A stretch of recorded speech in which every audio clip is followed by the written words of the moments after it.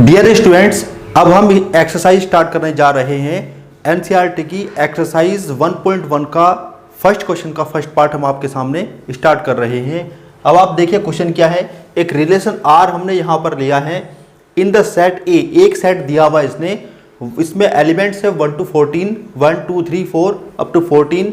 और जो आर जो रिलेशन है जिसको हमें चेक करना है कि वो रिफ्लेक्सिव, सिमेट्रिक और ट्रांजिटिव है या नहीं है, वो रिलेशन यहाँ पर हमें दिया हुआ है 3x - y is equal to 0। अब इस रिलेशन को ऑर्डर्ड पेयर्स की फुल फॉर्म में हमें लिखना है। सबसे पहले यही काम करना है। तो हम इसके लिए क्या करते हैं, यहाँ पर इसको ऐसे लिख लेते हैं y is equal to 3x। तो इस रिलेशन को हमने यहाँ पर ऐसे लिखा है। इसमें नोट करने वाली बात यह है कि यहाँ पर जो x और y दोनों जो एलिमेंट्स हैं वो इसी सेट से आने चाहिए, यानी x और y की वैल्यू 1 to 14 हो सकती है, इस सेट से बाहर नहीं हो सकती है। चलिए देखते हैं। अब अगर मैं यहाँ पर x की वैल्यू उस सेट से 1 पुट करता हूँ तो y की वैल्यू मेरी हो जाती है 1 × 3 3। और अगर मैं x की वैल्यू यहाँ पर 2 पुट करता हूँ तो 2 × 3 y की वैल्यू हो जाती है 6। और x की वैल्यू अगर मैं 3 पुट करता हूँ तो y की वैल्यू हो जाती है 3 × 3 9। और x की वैल्यू अगर मैं 4 पुट करता हूँ तो y की वैल्यू हो जाती है 4 × 3 12। लेकिन अगर मैं x की वैल्यू 5 पुट करता हूँ तो y की वैल्यू हो जाती है 5 × 3 15। जबकि आप ये चेक करिए कि y की जो वैल्यू है वो 15 इस सेट में है या नहीं है। मैं आपको पहले ही बता चुका हूँ कि यहाँ पर x और y दोनों नंबर इसी सेट से आने चाहिए, लेकिन हमारा x = 5 तो उसी सेट से आ रहा है, लेकिन जो y की वैल्यू 15 है वो उस सेट में नहीं है। इसका मतलब ये है कि यहाँ से हमें ऑर्डर्ड पेयर नहीं मिलेगा। तो जो R हमारा जो रिलेशन यहाँ पर बनता है ऑर्डर्ड पेयर्स की फॉर्म में, वो इस टाइप से बनता है 1 3, ये फर्स्ट ऑर्डर्ड पेयर हमारा बन जाता है। एक ऑर्डर्ड पेयर हमारा यहाँ से 2 6 बन जाता है। एक ऑर्डर्ड पेयर हमारा यहाँ से 3 9 बन जाता है। और एक ऑर्डर्ड पेयर हमारा यहाँ से 4 12 बन जाता है। अब ये हमारा ऑर्डर्ड पेयर्स का एक जो रिलेशन है, ये हमने एक सेट हमने बना दिया है। अब इस रिलेशन को हमें चेक करना है कि ये रिलेशन रिफ्लेक्सिव, सिमेट्रिक और ट्रांजिटिव में से कौन सा है और कौन सा नहीं है, कौन सा रिलेशन इसमें बन पाता है और कौन सा नहीं बन पाता है। तो सबसे पहले हम चेक करते हैं रिफ्लेक्सिव रिलेशन को। और रिफ्लेक्सिव रिलेशन को चेक करने के लिए हम इसकी डेफिनेशन पर आते हैं। देखिए रिफ्लेक्सिव की डेफिनेशन क्या थी कि कोई रिलेशन रिफ्लेक्सिव कब होगा। रिफ्लेक्सिव की डेफिनेशन को रिवाइज करिए। हर एक एलिमेंट अगर खुद से रिलेट करता है तो ऐसे रिलेशन को हम रिफ्लेक्सिव रिलेशन कहते हैं। अब आप देखिए कि 1 का रिलेशन यहाँ 1 से होना चाहिए, 2 का 2 से होना चाहिए, 3 का 3 से होना चाहिए, 4 का 4 से होना चाहिए। हर एक एलिमेंट का खुद से रिलेशन होना चाहिए, तो ही इस रिलेशन को हम रिफ्लेक्सिव कह सकते हैं। लेकिन यहाँ पे 1 का रिलेशन 3 से है, 1 का 1 से कहीं भी नहीं है। और 2 का रिलेशन 6 से है, 2 का रिलेशन 2 से कहीं भी नहीं है। और 3 का रिलेशन 3 से होना चाहिए, 3 का 3 से रिलेशन भी नहीं है। इसका मतलब यह है कि ये रिलेशन रिफ्लेक्सिव नहीं है। तो यहाँ लिखेंगे कैसे, 1 इज नॉट रिलेटेड टू 1, यानी रिलेशन 1 का 1 से नहीं है। और ऐसे ही रिलेशन 2 का 2 से नहीं है। यहाँ 1 1 से रिलेट नहीं कर रहा है और 2 2 से रिलेट नहीं कर रहा है। और ऐसे ही यहाँ पे 3 3 से रिलेट नहीं कर रहा है।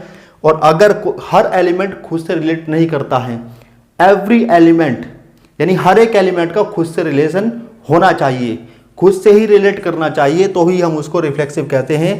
अगर एक भी एलिमेंट खुद से रिलेट नहीं करता है तो ऐसे में हम उसको रिफ्लेक्सिव नहीं कहते हैं। मान लो इसमें हमारे कुछ ऐसे एलिमेंट्स होते हैं जो खुद से रिलेट करते हैं और कुछ एलिमेंट्स खुद से रिलेट नहीं कर रहे हैं, तो ऐसे में हम इसको रिफ्लेक्सिव नहीं कहेंगे। हर एक एलिमेंट का खुद से रिलेट करना जरूरी है, हर एक एलिमेंट का खुद से ही रिलेशन होना जरूरी है, तभी हम उसको रिफ्लेक्सिव रिलेशन कह सकते हैं। चलिए अब देखते हैं, हम सिमेट्रिक को चेक करते हैं। सिमेट्रिक की डेफिनेशन को रिवाइज करते हैं कि सिमेट्रिक की डेफिनेशन क्या थी, फिर उसी डेफिनेशन के अकॉर्डिंग हम चेक करें कि ये जो रिलेशन है ये सिमेट्रिक है या नहीं है। चलिए देखते हैं सिमेट्रिक में क्या क्या उसकी डेफिनेशन थी। अगर x का रिलेशन y से है तो y का रिलेशन x से होना जरूरी है। x अगर y से रिलेट कर रहा है और y भी x से रिलेट कर रहा है, x का रिलेशन y से और y का रिलेशन x से है, तो हम उसको इस कंडीशन में रिलेशन R को सिमेट्रिक कहते हैं। तो चलिए देखते हैं, यहाँ पे 1 का रिलेशन 3 से है 1 का रिलेशन 3 से है, लेकिन यहाँ पे 3 1 से रिलेट नहीं कर रहा है। देखिए 1 का रिलेशन 3 से है, 3 का रिलेशन 1 से नहीं है। और एक भी अगर आपका ऑर्डर्ड पेयर इस टाइप से बन जाता है जिसमें इस टाइप से रिलेशन नहीं आ रहा है, 1 का रिलेशन 3 से बन रहा है लेकिन 3 का 1 से नहीं बन रहा है, x का y के साथ बन रहा है लेकिन y का x के साथ नहीं बन रहा है, तो ऐसे रिलेशन को हम सिमेट्रिक रिलेशन नहीं कहते हैं। तो ये सिमेट्रिक भी नहीं है, ये रिफ्लेक्सिव नहीं है और ये सिमेट्रिक भी नहीं है। चलिए ट्रांजिटिविटी चेक करते हैं, ट्रांजिटिव है या नहीं है। तो ट्रांजिटिव की डेफिनेशन को रिवाइज करते हैं। ट्रांजिटिव की डेफिनेशन क्या थी, चलिए ट्रांजिटिव की डेफिनेशन देखते हैं। यहाँ हम अगर 1 का रिलेशन 3 से लेते हैं, 1 का रिलेशन 3 से ले तो हमें 3 का देखते हैं, 3 का किसी और के साथ, तो 3 का यहाँ पे 9 के साथ है, तो हमने 3 का 9 से लिया।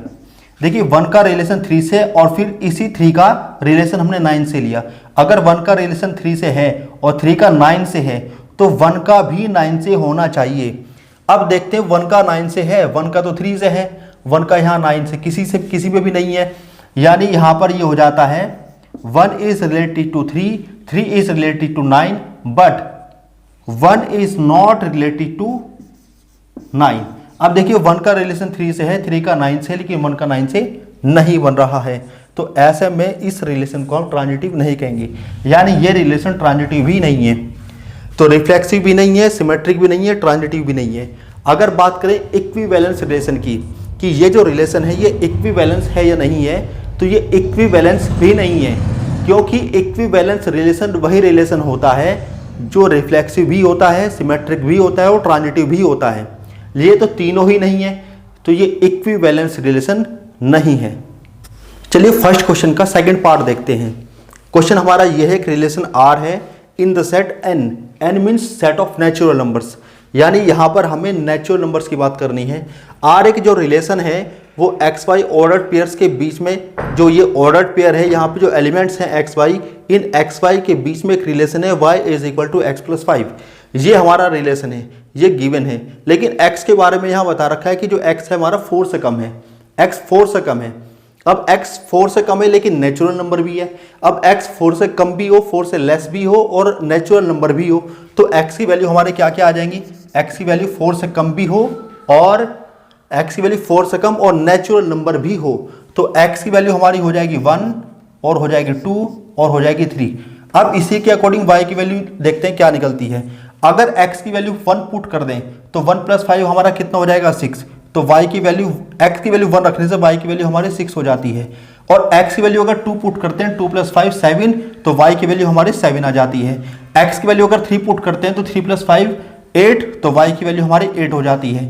तो जो हमारा यहाँ से रिलेशन ऑर्डर्ड पेयर्स की फॉर्म में बनता है वो बनता है 1 6 2 7 और 3 8। तो एक तो हमारा बन जाता है 1 6, एक हमारा हो जाता है 2 7 और एक हमारा हो जाता है यहाँ पर ये 3 8। तो ये हमारा बन जाता है रिलेशन R। तो R हमारा ऑर्डर्ड पेयर्स की फॉर्म में आ चुका है। अब इस रिलेशन को हमें चेक करना है कि जो रिलेशन है ये सिमेट्रिक, रिफ्लेक्सिव, ट्रांजिटिव है या नहीं है। तो सबसे पहले हम रिफ्लेक्सिव को चेक करते हैं कि ये रिलेशन जो हमने यहाँ पर लिखा है ये रिफ्लेक्सिव है या नहीं है। देखिए रिफ्लेक्सिव की डेफिनेशन क्या थी, हर एक एलिमेंट खुद से रिलेट करना चाहिए, हर एक एलिमेंट का खुद से रिलेशन होना चाहिए। तो चलिए देखते हैं, यानी 1 का रिलेशन 1 से होना चाहिए, 2 का रिलेशन 2 से होना चाहिए, 3 का 3 से होना चाहिए, हर एक एलिमेंट का खुद से रिलेशन होना चाहिए। तो 1 का रिलेशन यहाँ 6 के साथ है, 1 का 1 के साथ नहीं है। अब यहाँ पे देखिए 1 इज नॉट रिलेटेड टू 1, ऐसे 2 इज नॉट रिलेटेड टू 2। अब देखिए 1 का 1 से रिलेशन नहीं है, 2 का 2 से रिलेशन नहीं है, इसी तरह से यहाँ पे 3 का 3 से रिलेशन भी नहीं है। और हर एक एलिमेंट का खुद से रिलेशन होना चाहिए रिफ्लेक्सिव होने के लिए। इसका मतलब ये जो रिलेशन है ये रिफ्लेक्सिव नहीं है। चलिए अब इसके बाद हम चेक करते हैं सिमेट्रिक को। देखिए सिमेट्रिक की डेफिनेशन को रिवाइज करिए। सिमेट्रिक की डेफिनेशन क्या थी, सिमेट्रिक की डेफिनेशन क्या थी, सिमेट्रिक की डेफिनेशन ये थी कि x का रिलेशन अगर y से है तो वही रिलेशन y का x के साथ भी होना चाहिए। x का रिलेशन अगर y से है तो y का वही रिलेशन x से होने पर हम उस रिलेशन R को सिमेट्रिक रिलेशन कहते हैं। तो चलिए आइए देखते हैं, हम यहाँ पर 1 का रिलेशन अगर 6 से चेक करें तो 1 का रिलेशन 6 से है, लेकिन आप ये चेक करिए क्या 6 का 1 के साथ है, यहाँ पे 6 का 1 के साथ नहीं है। तो यहाँ पे लिखेंगे 6 is does not related to 6 is not related to 1। देखिए 1 यहाँ 6 से रिलेट कर रहा है, 1 is related to 6 but 6 is not related to 1। देखिए 1 का रिलेशन 6 से है लेकिन 6 का रिलेशन 1 से नहीं है। अगर 1 का 6 से है तो 6 का 1 से होना चाहिए सिमेट्रिक होने के लिए। अगर 1 का 6 से और 6 का 1 से नहीं है तो इसका मतलब ये रिलेशन आर सिमेट्रिक रिलेशन नहीं है। चलिए आप देखते हैं ट्रांजिटिव कि जो आर जो रिलेशन है ये ट्रांजिटिव है या नहीं है। अब ट्रांजिटिव की डेफिनेशन को रिवाइज करिए। ट्रांजिटिव की डेफिनेशन क्या थी? एक्स का रिलेशन आप वाई से लीजिए, वाई का जेड से लीजिए। एक्स का रिलेशन वाई से और वाई का जेड से लेने पर एक्स का रिलेशन जेड के साथ आ जाना चाहिए, तब उस रिलेशन आर को हम ट्रांजिटिव रिलेशन कह सकते हैं। चलिए देखते हैं। 1 का रिलेशन यहां 6 से, ठीक है, 1 का रिलेशन 6 से है लेकिन 6 का अदर एलिमेंट के साथ नहीं है, और 2 का 7 से, 7 का अदर एलिमेंट से नहीं है, और 3 का 8 से, 8 का अदर एलिमेंट के साथ नहीं है। देखिए मैंने उसमें डेफिनेशन में सेकंड जो टर्म मेंशन की थी आप उसको समझिए। मैंने उसमें आपको बताया था जब ट्रांजिटिव की डेफिनेशन बताई थी कि अगर 1 का रिलेशन 6 से है और 6 का अदर एलिमेंट के साथ रिलेशन नहीं है, वैसे ही अगर 2 का रिलेशन 7 के साथ है और 7 का अदर एलिमेंट के साथ रिलेशन नहीं है, और ऐसे ही 3 का रिलेशन अगर 3 का रिलेशन 8 से है और 8 का अदर के साथ रिलेशन नहीं है। अगर 1 का 6 से और 6 का अदर एलिमेंट के साथ रिलेशन नहीं है, 2 का 7 के साथ है, 7 का अदर एलिमेंट के साथ रिलेशन नहीं है, और 3 का 8 के साथ है, 8 का अदर एलिमेंट के साथ रिलेशन नहीं है, तो ऐसे में इस रिलेशन आर को हम ट्रांजिटिव रिलेशन कहते हैं। यानी आर हमारा यहाँ पे कैसा हो जाता है, ये ट्रांजिटिव हो जाता है। तो देखिए यहाँ पे ये सिमेट्रिक हमारा सिमेट्रिक नहीं आया, रिफ्लेक्सिव नहीं आया, सिमेट्रिक नहीं आया और ट्रांजिटिव आया है। अब बात करते हैं कि ये जो रिलेशन है आर, ये इक्विवेलेंस रिलेशन है या नहीं है। देखिए इक्विवेलेंस रिलेशन होने के लिए इसका सिमेट्रिक, रिफ्लेक्सिव और ट्रांजिटिव तीनों होना जरूरी है। यहाँ पे 2 रिलेशन हमारे नहीं बन रहे हैं लेकिन ट्रांजिटिव बन रहा है, लेकिन जब तक तीनों नहीं बनेंगे हम इसको इक्विवेलेंस रिलेशन नहीं कह सकते हैं। मतलब जो आर जो रिलेशन हमारा यहाँ पर है ये इक्विवेलेंस रिलेशन नहीं है। चलिए फर्स्ट क्वेश्चन के थर्ड पार्ट को देखते हैं। क्वेश्चन हमें दे रखा है relation R in the set A जो हमारा सेट है इसमें 1 to 6 नेचुरल नंबर्स हैं, 1 2 3 4 5 6, ये हमारा एक सेट है ए। आर जो रिलेशन हमें डिफाइन है यहाँ पर वो एक्स वाई ऑर्डर्ड पेयर की फॉर्म में है, और रिलेशन ये है y इज डिवाइजिबल बाय x, यानी जो x है वो y को डिवाइड करता है। y इज डिवाइजिबल बाय x यानी x y को डिवाइड करता है, ये हमारा रिलेशन है। तो आइए हम ऑर्डर्ड पेयर फॉर्म में इस रिलेशन को रखते हैं। ये कैसे हमारा बनता है, देखिए x y को डिवाइड करता है, यानी अगर मैं x को 1 लेता हूँ, क्योंकि मेरा जो x है वो 1 भी हो सकता है, 2 भी हो सकता है, 3 भी हो सकता है, 4 भी हो सकता है, 5 भी हो सकता है, 6 भी हो सकता है। x मेरा वहाँ पर कुछ भी हो सकता है, और जो मेरा y है y भी इसी में से होना चाहिए। 1 to 6 में से इन्हीं नेचुरल नंबर्स में से मेरा y भी होना चाहिए और x भी होना चाहिए।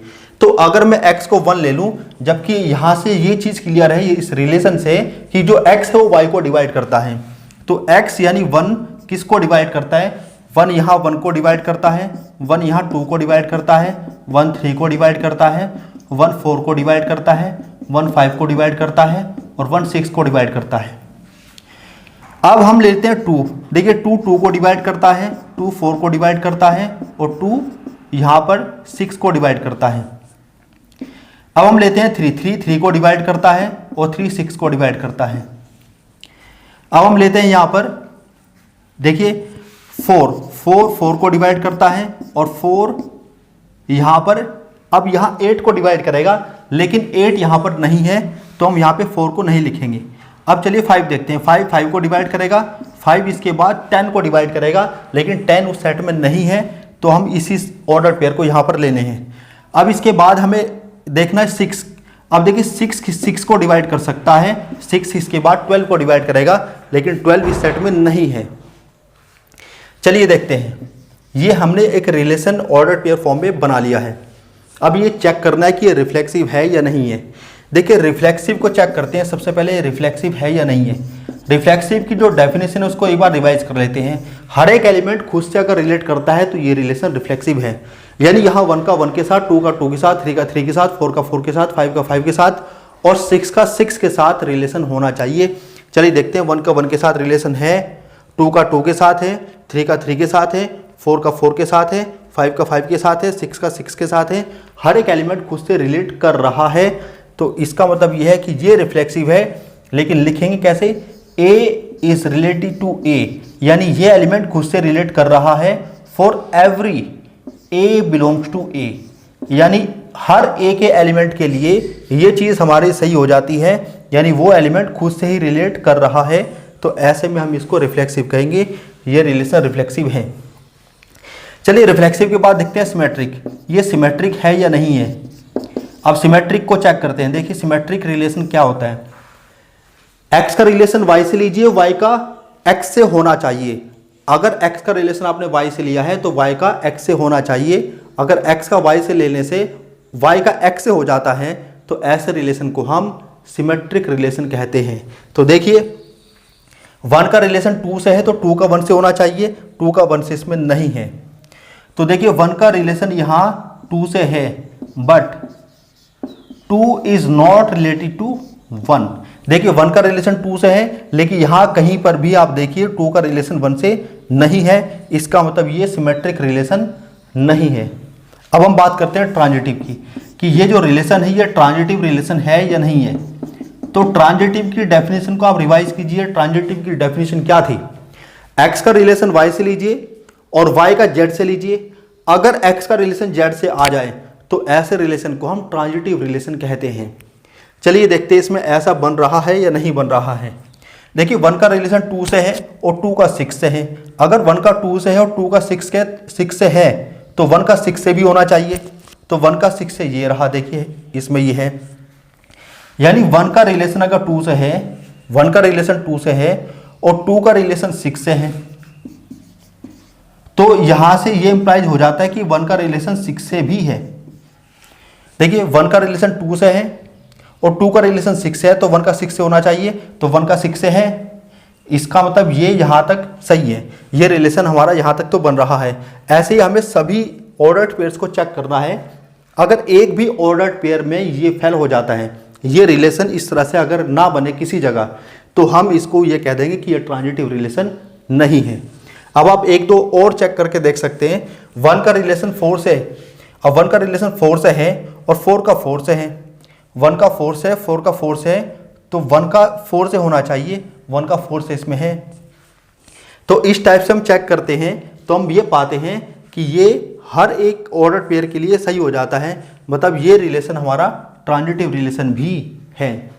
अब देखिए आप कि ये रिफ्लेक्सिव है, सिमेट्रिक नहीं है, ट्रांजिटिव है, तो ऐसे रिलेशन को हम इक्विवेलेंस रिलेशन नहीं कहते हैं, क्योंकि इक्विवेलेंस के लिए सिमेट्रिक भी होना जरूरी है, ट्रांजिटिव भी होना जरूरी है, रिफ्लेक्सिव भी होना जरूरी है। रिफ्लेक्सिव, सिमेट्रिक और ट्रांजिटिव जब तीनों होंगे तभी हम उसको इक्विवेलेंस रिलेशन कहेंगे। लेकिन आप देखिए यहाँ पर ये रिफ्लेक्सिव बन रहा है, सिमेट्रिक नहीं बन रहा है, ट्रांजिटिव बन रहा है, तो ऐसे में हम इसको इक्विवेलेंस रिलेशन नहीं कहेंगे। चलिए देखते हैं फर्स्ट क्वेश्चन के फोर्थ पार्ट को। अब यहाँ पर रिलेशन ये है हमारा इन द सेट जेड। अब जेड का मतलब क्या होता है? जेड का मतलब होता है इंटीजर्स। जेड का जो फुल फॉर्म अगर आप देखें जेड की, वो होती है जेहलन, और जेहलन का जो मतलब होता है वो इंटीजर्स होता है, यानी पूरे पूरे नंबर्स।